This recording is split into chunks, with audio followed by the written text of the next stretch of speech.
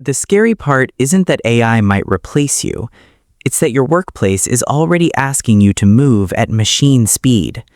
AI was supposed to save time.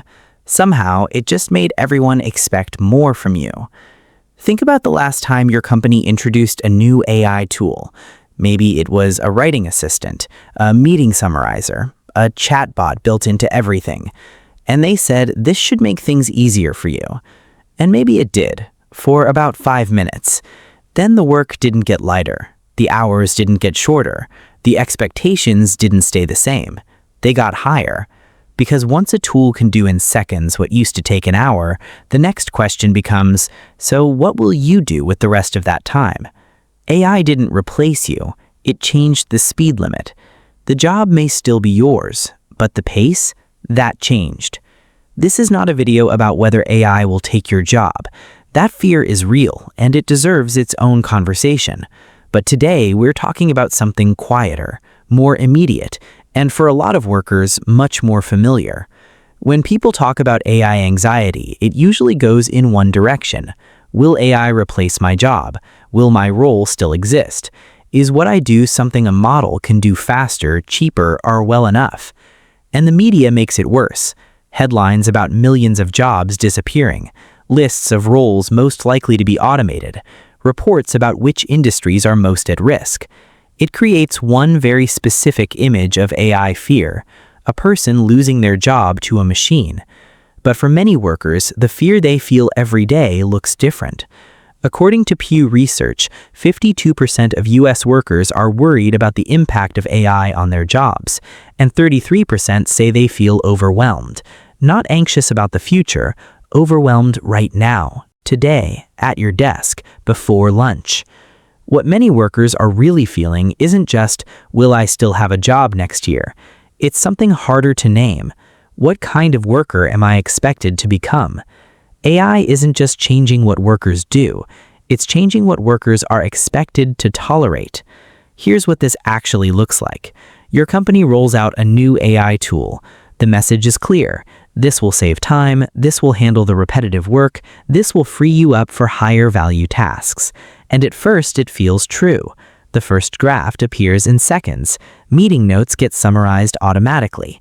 For a moment, the tool genuinely feels like it's working for you. Then the bargain changes. The time it saves doesn't come back to you. It doesn't become room to breathe. It doesn't become an afternoon where you finally feel caught up. It becomes more output, more versions, more follow-ups, more decisions arriving sooner, more everything, just faster. A productivity tool becomes a pressure tool the moment the time it saves is not returned to the worker, but converted into higher expectations. Think about how it plays out. AI writes an email draft in 30 seconds. You don't get 30 seconds back. Now there are 15 more emails waiting. AI produces the first version of a report. Now, instead of one report, you're expected to deliver 3 versions, a summary slide, and an action plan, in the same time it used to take to write the first draft. This has happened before. Email was supposed to make communication more efficient. Instead, it became a reason to expect instant responses around the clock.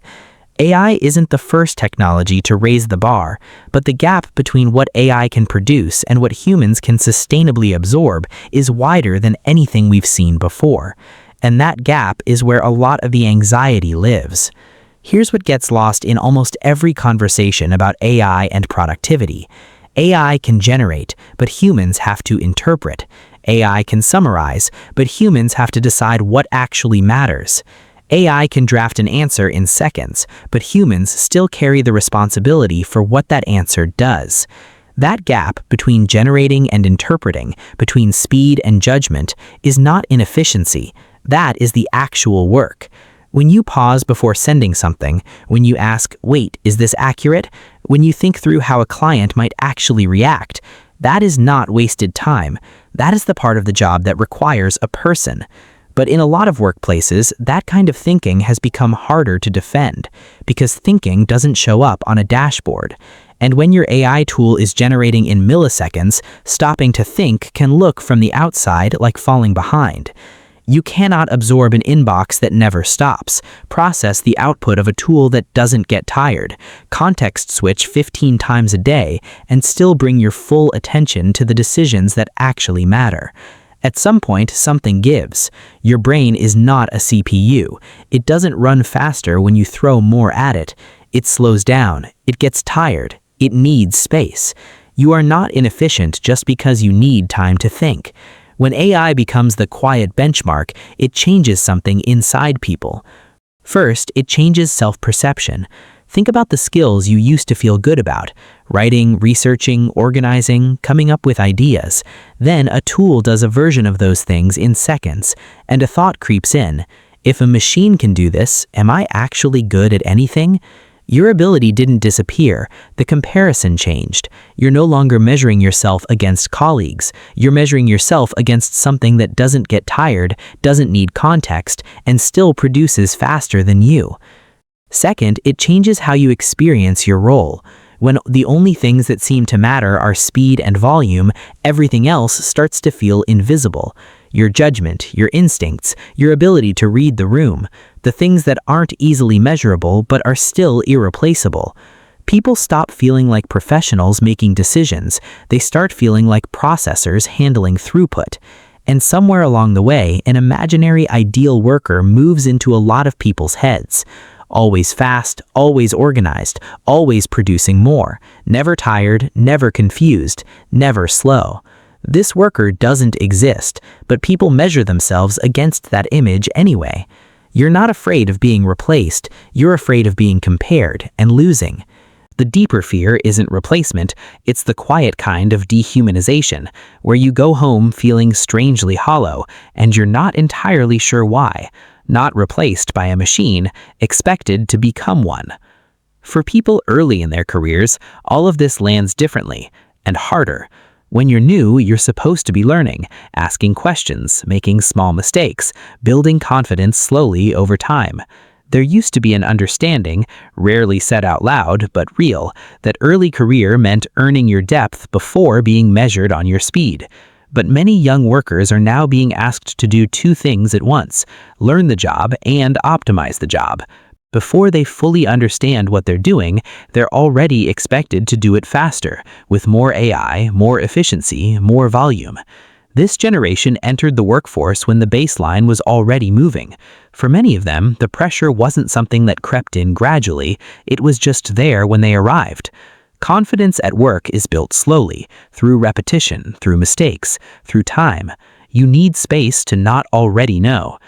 Early career workers are being asked to learn the job and optimize the job at the same time. That is an unfair thing to ask of someone who is still trying to become competent. This is not a video telling you to stop using AI. AI is a tool. Used well, it can genuinely help, reducing repetitive work, helping you get started, handling the things that don't need a person in the loop.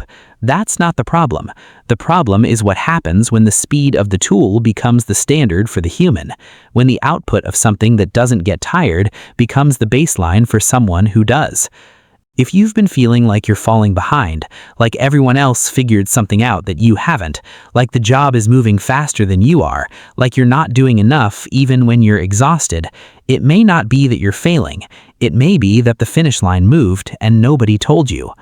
You are not inefficient because you need time to think. You are not slow because you need to recover. You are not falling behind because you are human. Work that forgets that will eventually break the people it depends on.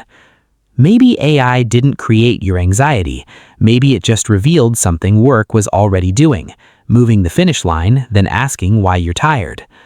Maybe you're not falling behind. Maybe the finish line moved. If your company gave you an AI tool and somehow expected more from you, comment "Yep" and tell me this: has AI made your job easier, or did it just move the finish line?